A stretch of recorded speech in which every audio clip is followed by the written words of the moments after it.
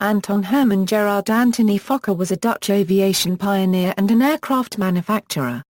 He is most famous for the fighter aircraft he produced in Germany during the First World War, such as the Eindecker monoplanes, the D.VII triplane and the D.VII biplane.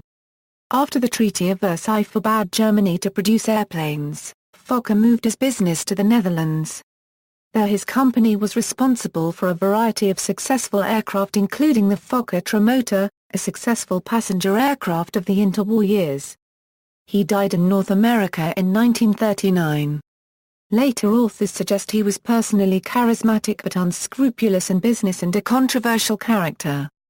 Early life: Antony Fokker was born in Gdary, to Herman Fokker, a Dutch coffee plantation owner. When Fokker was 4, the family returned to the Netherlands and settled in Haarlem in order to provide Fokker and his older sister, Toos, with a Dutch upbringing. Fokker was not a studious boy and did not complete his high school education, but he showed an early interest in mechanics, and preferred making things, playing with model trains and steam engines and experimenting with model aeroplane designs.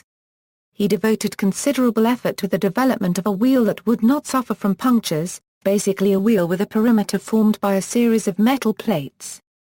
This idea had been experimented with elsewhere and was already patented. Antony Fokker moves to Germany. Fokker's first interest in flight stemmed from Wilbur Wright's exhibition flights in France in the summer and fall of 1908. In 1910, aged 20, Fokker was sent by his father to Germany to receive training as an automobile mechanic at Bingen Technical School, but his interest was in flying, so he transferred to the Deutsche Automobilfachschule in Mainz.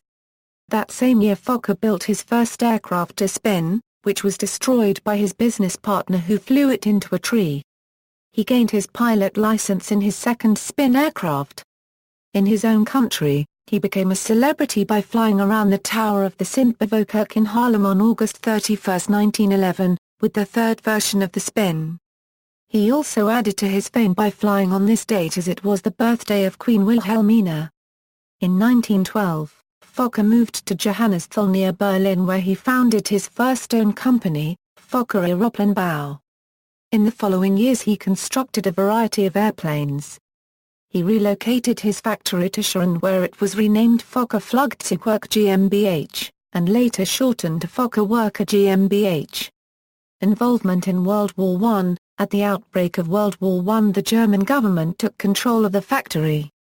Fokker remained as director and alleged designer of many aircraft for the Imperial German Army Air Service, including the Fokker Eindecker and the Fokker Dr. I, the triplane made famous in the hands of aces such as Manfred von Richthofen. In all, his company delivered about 700 military planes to the German Air Force, as well as supplying the German Navy and Austria-Hungary. Fokker himself was a skilled pilot, demonstrating his aircraft on many occasions. On June 13, 1915, Fokker demonstrated the new Eindecker at Steny in the German Fifth Army sector in front of the German Crown Prince and other VIPs. Fokker worked closely with an accomplished military pilot, Otto Parschau, to bring the Eindecker into military use, and on this occasion both men demonstrated the aircraft. Maxim Millman, later to become a high-scoring flying ace with the Eindecker, commented in a letter written shortly after this event on June 25, 1915 that, "Fokker, especially, amazed us with his skill." Author A. R. Wells says that, while Fokker was a talented and bold pilot, his business character was more flawed. He failed to reinvest war profits back into his factory, which consequentially struggled to fulfill war contracts, as the factory floor was often muddled with prototype development and production taking place at the same time. Fokker distrusted qualified engineers and resented frequent German insistence on carrying out stringent structural tests to ensure prototype aircraft were fit for combat. He could be bad-tempered and insensitive, as when he verbally abused his dying designer Martin Kreuzer on the evening of June 27, 1916, after Kreuzer had crashed the prototype Fokker DI. The rudder jammed, but Kreuzer was able to give a verbal report on the accident before he died. Fokker hurried to the scene and shouted reproaches at the mortally injured man. Wells says this incident was witnessed by Reinhold Platz, who succeeded Kreuzer. While Wells' biography paints an unpleasant picture of Fokker as a businessman, He was a popular and charismatic figure with service pilots and could charm even senior officers. This charm enabled him to deal with the first major crisis of his German career when his newly delivered Fokker Dr. I triplanes began to experience sudden fatal accidents in late 1917 and the type was temporarily grounded as too dangerous to fly. The triplane's top wings frequently ripped off under aerobatic conditions and even Lothar von Richthofen was lucky to survive one such crash. Fokker was able to prove to the German High Command that the basic design was not at fault, but the German military inquiry concluded that shoddy workmanship due to poor supervision and quality control at the Fokker factory were to blame.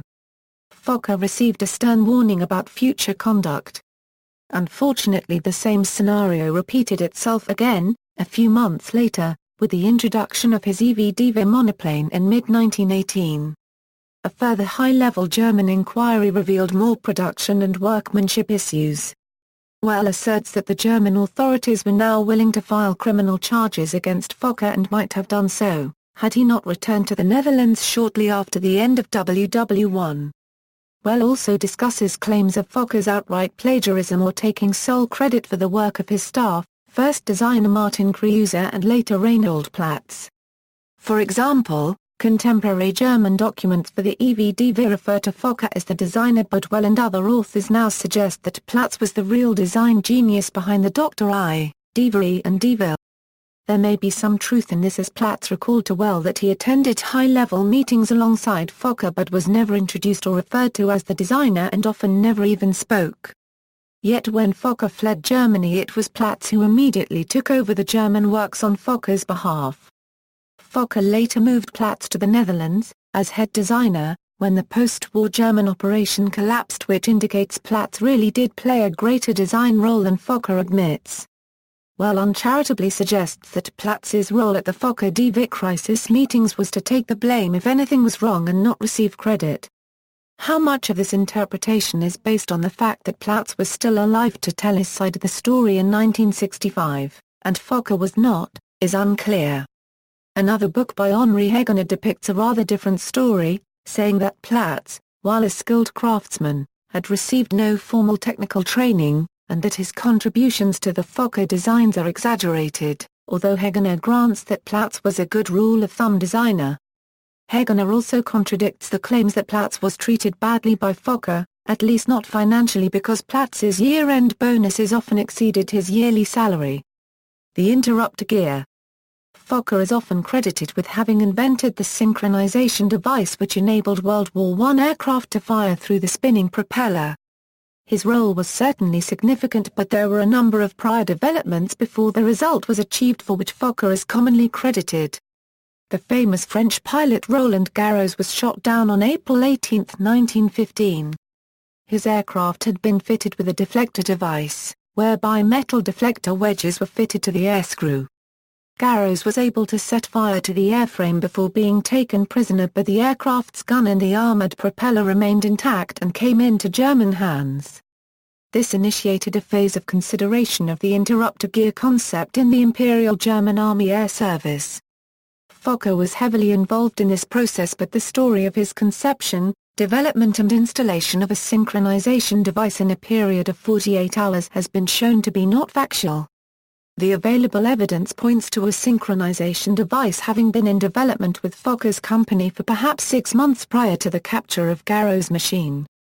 Additionally, there were patents filed in France, Germany and Austria-Hungary as far back as 1910 which show a very similar device to that pioneered by Fokker. Author A. J. Well suggests that Fokker or more probably someone on his production team were aware of these patents. One patentee, Franz Schneider, and his employer LVG, later sued Fokker in the German courts and won their case. But Fokker refused to pay up. However, the final result of the development was Fokker's pushrod control mechanism, Gesturkürzung, which allowed the aircraft's forward-firing machine gun to fire only when the propeller was out of the line of fire. As incorporated into the famous Fokker Eindecker, its use directly led to a phase of German air superiority known as the Fokker scourge. Despite its shock effect on the enemy, the first Fokker interrupters remained unreliable and were prone to failures. Both Oswald Boelk and Max Immelmann survived failures which resulted in propellers being shot off and even engines pulled out of their mountings due to the engine becoming unbalanced by the loss of the propeller. Immelmann's eventual death in combat has also been attributed to interrupter gear failure as the aircraft was seen to break up in mid-air while engaged against a Royal Flying Corps Fe-2B. Other works on aircraft armament, Fokker and his armament team, including La 1 Quarterby BE and Leonberger, also worked on lesser-known projects, including a multi-barreled machine gun, known as the Fokker Leonberger. Although superficially similar to a Gatling, the action of the Fokker Leonberger was substantially different. Problems with the gun, especially with ruptured cases, prevented its adoption into production during the war. After moving to the U.S., Fokker continued to work on the design, but he was ultimately unsuccessful. Properly sealing the rotary split breech was apparently very difficult. A single surviving prototype is known today at the Kentucky Military Treasures. Return to the Netherlands. After the war's end, the terms of the Treaty of Versailles forbade Germany to build any aircraft or aircraft engines. The treaty singled out the Fokker D.VII for destruction or confiscation, the only aircraft to be named in the treaty. In 1919 Fokker returned to the Netherlands and started a new aircraft company, the Nederlands Vliegtuigenfabriek, predecessor to the Fokker Aircraft Company. Despite the strict disarmament conditions in the treaty, Fokker did not return home empty-handed. He managed to smuggle 6 goods trains worth of D.VII and CI military planes and spare parts out of Germany across the German-Dutch border. Authorwell says that Fokker used 350 railway wagons and made sure that each train was too long to fit into the railway sidings where trains were normally checked for contraband. Well quotes Fokker himself as saying that he paid 20,000 Dutch guilders in bribes. The trains included 220 aeroplanes, more than 400 aero engines and much other material. This initial stock enabled him to quickly set up shop, but his focus shifted from military to civil aircraft such as the very successful Fokker F-3 trimotor. Fokker's admitted bribery and the fact that many of the aircraft had actually been already bought and paid for by the Germans have contributed to his reputation for sharp business practices. Well also points out that in addition to possible criminal charges for the Fokker D.VII fatal crashes Fokker also failed to pay taxes to German authorities and actually owed more than 14 million marks. Personal life. On March 25, 1919, Fokker married Sophie Marie Elizabeth von Morgan in Haarlem. This marriage ended in divorce in 1923. In 1927, he married Canadian Violet Eastman in New York City. On February 8, 1929, she died in a fall from their hotel suite window. The original police report said her death was a suicide, but this was later changed to vertigo victim at the request of her husband's staff. On the subject of his marriages, Fokker wrote, "I have always understood airplanes much better than women. I had more love affairs in my life, and they ended just like the first one, really, because I thought there was nothing that could be more important than my airplanes. I have now learned, by bitter experience, that one must give a little too. In love one has to use one's brain just as much as in business, and perhaps even more." Moved to the U.S. and death. On or about 1926 or 1927, Fokker moved to the United States. Here he established the North American branch of his company, the Atlantic Aircraft Corporation. He was the maker of the Fokker F-VII airplane Josephine Ford, which Lieutenant Commander Richard E. Byrd and machinist Floyd Bennett flew over or near the North Pole on May 9, 1926. In 1931, Fokker sold his American aircraft plants to General Motors, whereupon they became the company's general aviation division. Fokker died at age 49 in New York in 1939 from pneumococcal meningitis, after a 3-week-long illness. In 1940, his ashes were brought to Westerveld Cemetery in De Wis, North Holland, where they were buried in the family grave. Popular culture. Fokker's nickname was the Flying Dutchman. In popular media, Herd Hatfield portrayed him in the 1971 film Von Richthofen and Brown, and the character Roy Fokker from the animated series Macross was named in honor of Anthony Fokker. Fokker is portrayed by Craig Kelly in the Young Indiana Jones Chronicles, Attack of the Hawkmen. See also, Jan Hilgers. References.